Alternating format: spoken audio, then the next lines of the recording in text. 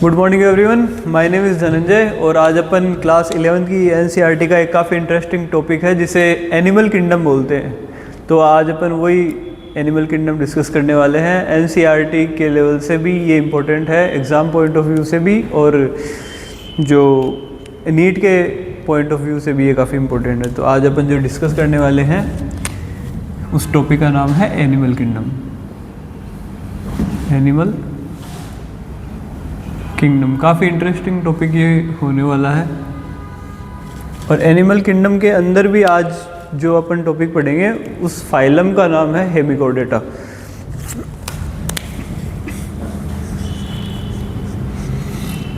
Hemichordata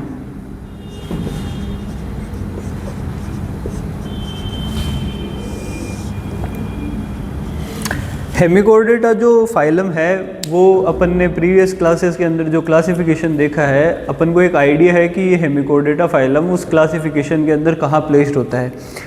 but फिर भी मैं एक बार वर्बली बता देता हूँ ताकि पीछे का जो भी है वो रिवाइज एक बार फिर से हो जाए। जो एनिमल किंगडम के दो पार्ट अपन ने सिर्फ अपन वही बात करेंगे जहाँ पर अपन को ये देखने को मिल जाएगी हेमिकोडेटा फाइलम उस क्लासिफिकेशन में कहाँ प्लेस्ड होता है। एनिमल किंगडम को डिवाइड किया गया है दो पार्ट में, दो सब किंगडम के अंदर। एक का नाम है पैराज़ोआ और एक का नाम है मेटाज़ोआ। पैराज़ोआ की बात नहीं करेंगे, उसके अंदर एक फाइलम आता है जिसका नाम है पोरीफेरा। सेकंड अपन बात करेंगे मेटाज़ोआ, सब फाइलम मेटाज़ोआ की। मेटाज़ोआ के अंदर एक बार लिख देते हैं, फिर भी आपको पीछे की क्लासेस भी रिवाइज हो जाएगी।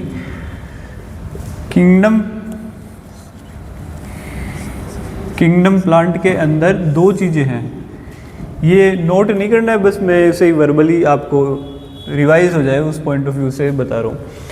इस जो सब फाइलम है पैराज़ोआ और एक है मेटाज़ोआ। पैराज़ोआ की बात नहीं करेंगे, इसके अंदर एक ही फाइलम है, फाइलम पोरीफेरा। अपन बात करेंगे मेटाज़ोआ की। मेटाज़ोआ के अंदर काफ़ी सारे फाइलम हैं, अपन ने प्रीवियस क्लासेस के अंदर सारे डिस्कस किए हैं। आज अपन पहुँचे हैं फाइलम फाइलम हेमिकोडेटा पर।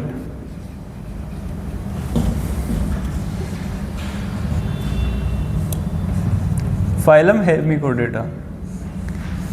हेमिकोडेटा फाइलम के बारे में आज पढ़ेंगे। तो इस चीज़ से, इस क्लासिफिकेशन से, इस फ्लो चार्ट से आपको ये आइडिया हो गया है कि क्लासिफिकेशन के अंदर ये जो फाइलम है ये कहाँ प्लेस करता है। इसे नोट नहीं करना है, बस मैंने एक बार ऐसे ही आपको बता दिया है। ये चीज़ ये अपने प्रीवियस क्लासेस के अंदर काफ़ी डिटेल के अंदर पढ़ रखा है। अब बात करते हैं अपने मेन टॉपिक के ऊपर जिसका नाम है हेमिकोडेटा।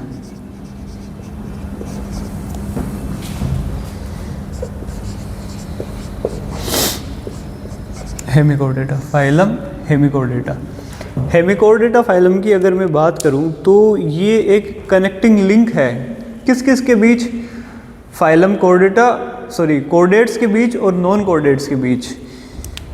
तो ये एक कनेक्टिंग लिंक है, कनेक्टिंग लिंक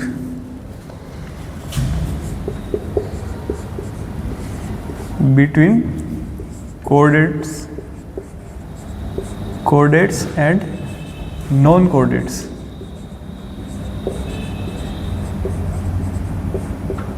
कोडेट्स एंड नॉन कोडेट्स के बीच में ये एक कनेक्टिंग लिंक है। ये जो फाइलम आया है इसको देखो, अर्लियर क्लासिफिकेशन की अगर बात करें, जो क्लासिफिकेशन जो थोड़ा सा कम एडवांस था, जो अभी मैंने एक्सप्लेन किया उसके अकॉर्डिंग ये जो फाइलम हेमिकोडेटा है इसको प्लेस किया गया था एक सब फाइलम कोडेट्स के अंदर।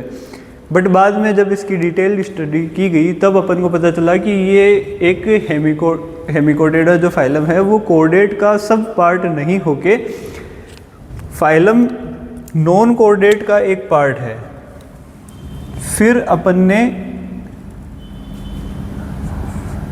अर्लियर क्लासिफिकेशन के अकॉर्डिंग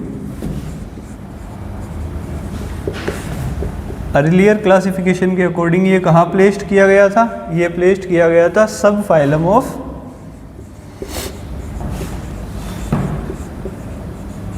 सब फाइलम ऑफ कोऑर्डिनेट्स या कोऑर्डिनेटा। बट जैसे जैसे अपन ने न्यू फीचर्स पढ़े इस ऑर्गेनिज्म के, या जो अपन कह सकते हैं क्लासिफिकेशन एडवांस मोड में गया, तब अपन को देखने को मिला कि यार ये जो अपन ने हेमिकोर्डेटा के मेंबर्स पढ़े हैं, ये एक्चुअली में मेंबर्स, ये जो फाइलम है वो आएगा फाइलम नॉन कोऑर्डिनेट्स के अंदर।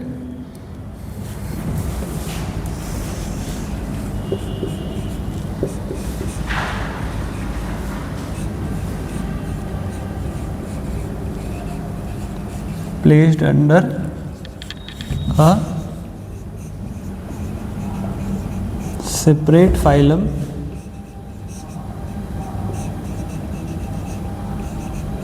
under non-coordinates।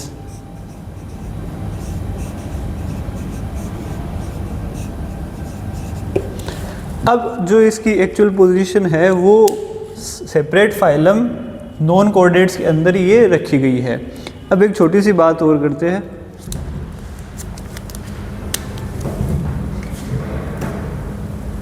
इसमें एक, यहाँ पे देख लेते हैं इस चीज़ को, इसमें एक रूडिमेंट्री ऑर्गन पाया जाता है, रूडिमेंट्री ऑर्गन, रूडिमेंट्री ऑर्गन। ये जो रूडिमेंट्री ऑर्गन है, इसका मैं नाम बताऊंगा अभी, ये काफ़ी हद तक सिमिलर है किससे, जो कोऑर्डिनेट्स की नोटोकोड है, कोऑर्डिनेट्स की नोटोकोड, नोटोकोड, इससे ये स्ट्रक्चर जिसका नाम है स्टोमोकोड, स्टोमोकोड काफ़ी लिमिट तक इससे सिमिलर है, जो कि कोऑर्डिनेट्स की नोटोकोड है। इसलिए इस फाइलम को पहले कोऑर्डिनेट्स के अंदर रखा गया, कोऑर्डिनेट्स के एक सब फाइलम के अंदर, बट जैसे एडवांस स्टडी की गई तो अब इसको एक separate phylum under non coordinates में रखा गया है। अब अपन बात करते हैं इसके बॉडी स्ट्रक्चर की, कि भाई हाँ, इसका बॉडी स्ट्रक्चर या बॉडी ऑर्गेनाइजेशन कैसी है। बॉडी ऑर्गेनाइजेशन, देखो इसके अंदर जो ऑर्गेनिजम्स इंक्लूड करेंगे अपन, वो वर्म लाइक ऑर्गेनिज्म होंगे। यहाँ पर लिख देते हैं स्मॉल वर्म लाइक। अभी एक मेंबर का अपन स्ट्रक्चर भी बनाने वाले हैं, तब आपको पता चलेगा कि ये वर्म लाइक क्यों बोलते हैं अपन इसको। Small worm like unsegmented, body segments में डिवाइड नहीं होती, इसलिए अपन इसको बोलेंगे अनसेगमेंटेड। तीन चीज़ें, 3 पॉइंट अपन ने यहाँ लिखे हैं, स्मॉल वर्म लाइक और अनसेगमेंटेड। इसके अलावा एक चौथा पॉइंट जो मैं बताऊंगा इसके बाद में,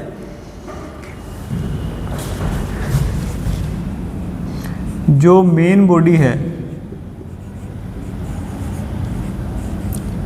वो 3 पार्ट के अंदर डिवाइड होती है। जो मेन बॉडी है इस ऑर्गेनिज्म की, अगर एग्जांपल का नाम लूँ, बेलेनोग्लोसस फाइलम के मेंबर का नाम है, इसकी बॉडी 3 पार्ट के अंदर डिवाइड होती है। वो 3 पार्ट कौन कौन से हैं?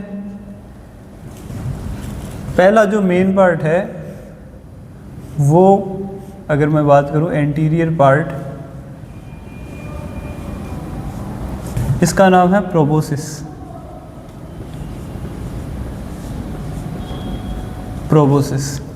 सेकंड जो पार्ट है, जिसे मिडल पार्ट में कह सकता हूँ या मिड पार्ट, इस पार्ट का नाम है कॉलर। और जो थर्ड पार्ट है, जो पोस्टीरियर पार्ट अपन जिसको बोल सकते हैं, इस पोस्टीरियर पार्ट का नाम है ट्रंक। अब अपन ने ये नाम तो लिख दिए, अब एक बार डायग्राम से भी अपन समझ लेते हैं कि यार ये एक्चुअल में दिखता कैसा होगा। तो एक रफ सा डायग्राम बनाते हैं अपन।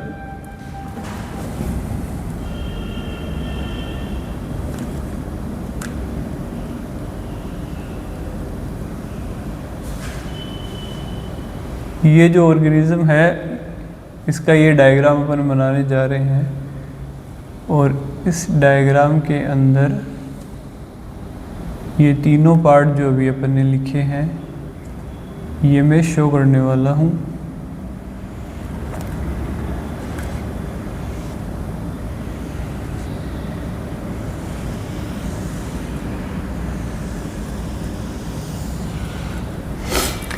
ये है एक एग्जाम्पल बेलेनोग्लोसिस का। बेलेनोग्लोसिस का ये इस फाइलम का एक मेंबर है जो कि मैंने यहाँ पे डायग्राम बनाया है। रफ डायग्राम है, एनसीईआरटी में दिया हुआ है, बट एक बार समझने के लिए कि हाँ ये कैसा दिखता है एक एग्जाम्पल अपन को और याद कर लेना चाहिए यहीं पे। बेलेनोग्लोसिस, इस फाइलम के अंदर दो ही एग्जाम्पल है जो अपन को मेनली याद रखने हैं, एक है बेलेनोग्लोसिस, एक है सेकोग्लोसिस। सेकोग्लोसिस, ये दो एग्जाम्पल है जो कि यहाँ पर अपन को याद करने हैं। अब मैं इसकी थोड़ी सी लेबलिंग कर देता हूँ ताकि ये चीज़ें थोड़ी क्लियर हो जाए। इस पार्ट को अपन बोलेंगे प्रोबोसिस, हेड वाला पार्ट। इस पार्ट को बोलेंगे कॉलर। ये वाला जो पार्ट है इसको बोलेंगे ट्रंक।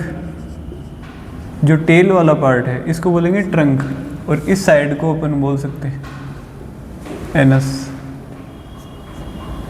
एनस, ये डायग्राम है बेलेनोग्लोसिस का।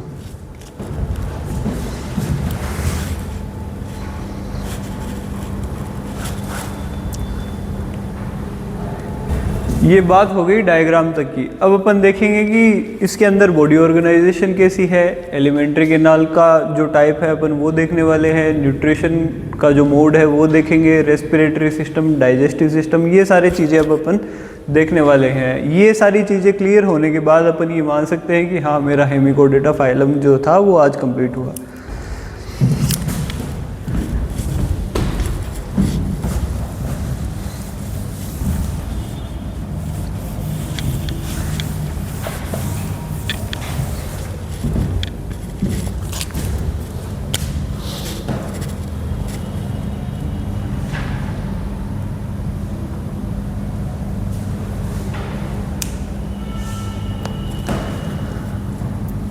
अब बात करते हैं बॉडी ऑर्गेनाइजेशन की।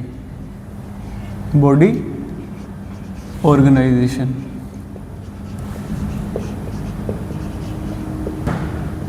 देखो बॉडी ऑर्गेनाइजेशन की अगर बात करें तो इसके अंदर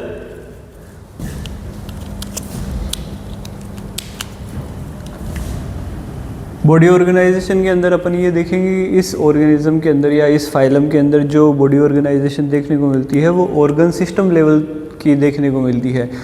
देखो सबसे पहला है सेलुलर लेवल, फिर जब सेल्स बहुत सारे मिलकर एक पर्टिकुलर फंक्शन परफॉर्म करते हैं तो उसे बोलेंगे टिश्यू लेवल। टिश्यू लेवल से जो एडवांस होता है वो ऑर्गन लेवल। ऑर्गन लेवल के बाद में जो आता है सबसे एडवांस उसे बोलेंगे ऑर्गन सिस्टम लेवल। तो बॉडी ऑर्गेनाइजेशन की बात करें अगर इस फाइलम के अंदर हेमिकोडेटा के अंदर, तो बॉडी ऑर्गेनाइजेशन है ऑर्गन सिस्टम लेवल तक का, ऑर्गन सिस्टम लेवल। अब बात करते हैं रेस्पिरेशन। रेस्पिरेशन, अगर रेस्पिरेशन की बात करूं तो इस फाइलम के जो मेंबर्स हैं वो रेस्पिरेशन करते हैं किसके थ्रू? गिल्स के थ्रू। गिल्स के थ्रू। तीसरा जो मेन पॉइंट है वो है डाइजेस्टिव ट्रैक्ट।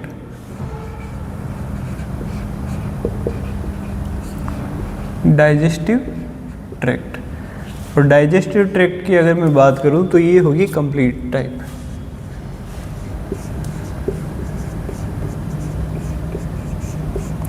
अब ये ठीक है आपने बता दिया डाइजेस्टिव ट्रैक्ट कंप्लीट टाइप है, तो कंप्लीट का क्या मतलब होता है? कंप्लीट का मतलब होता है कि अगर किसी ऑर्गेनिज्म के अंदर माउथ और एनस दोनों पार्ट प्रेजेंट हो तो उस टाइप की डाइजेस्टिव ट्रैक्ट को अपन बोलेंगे कंप्लीट टाइप। फिर इसके बाद में अपन बात करेंगे रेस्पिरेशन की। रेस्पिरेशन की बात कर ली, बात करेंगे एक्सक्रीशन की। तो एक्सक्रीशन इस फाइलम के मेंबर्स के अंदर जो देखने को मिलता है वो single glomerulus by single glomerulus, या अपन इसको दूसरा नाम भी दे सकते हैं एक्सक्रीशन के पॉइंट ऑफ व्यू से, अपन इसको प्रोबोसिस ग्लैंड भी बोल सकते हैं। Proboscis gland. दो पॉइंट जो और इम्पोर्टेंट रह गए वो है एक रिप्रोडक्शन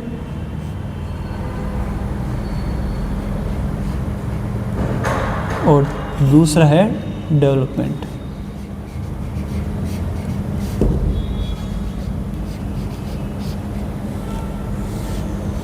पहला है रिप्रोडक्शन। तो बात करते हैं रिप्रोडक्शन। इस फाइलम के जो मेंबर्स हैं उनके अंदर जो रिप्रोडक्शन देखने को मिलता है वो सेक्सुअल रिप्रोडक्शन है।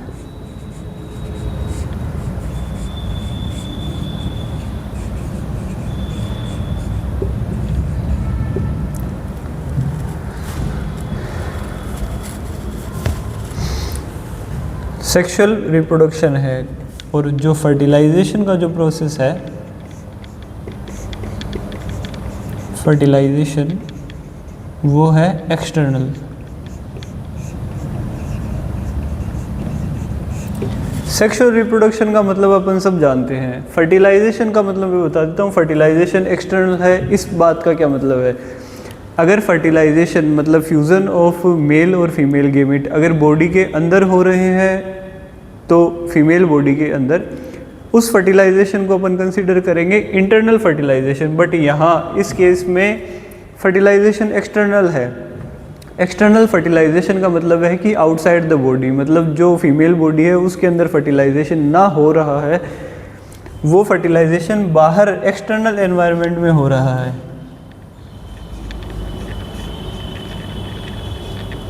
External environment.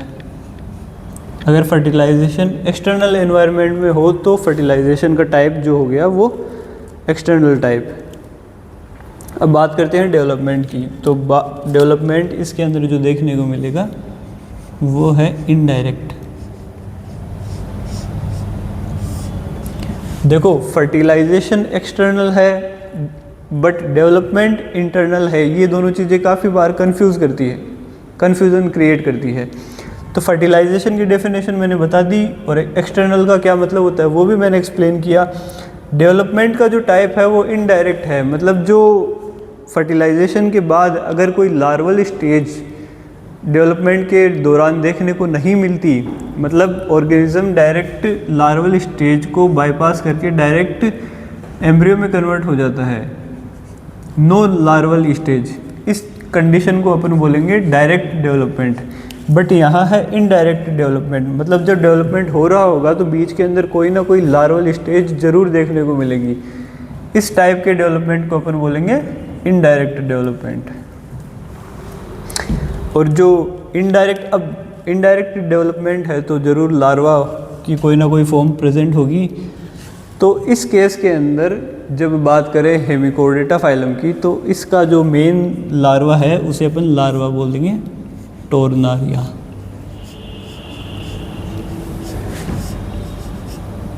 टोर्नारिया लार्वा। और ये टोर्नारिया जो लार्वा है ये काफ़ी हद तक सिमिलर है किसके, इकाइनोडर्मेटा का जो बाइपिन्नारिया लार्वा है।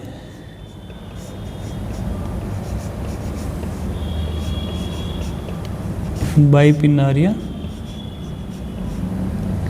लार्वा किसका, इकाइनोडर्मेटा। इकाइनोडर्मेटा का जो बाइपिन्नारिया लार्वा है उससे काफ़ी हद तक ये सिमिलर है जो हेमिकोर्डेटा का टोर्नारिया लार्वा है।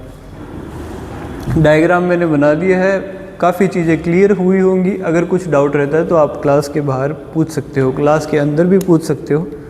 Thank you.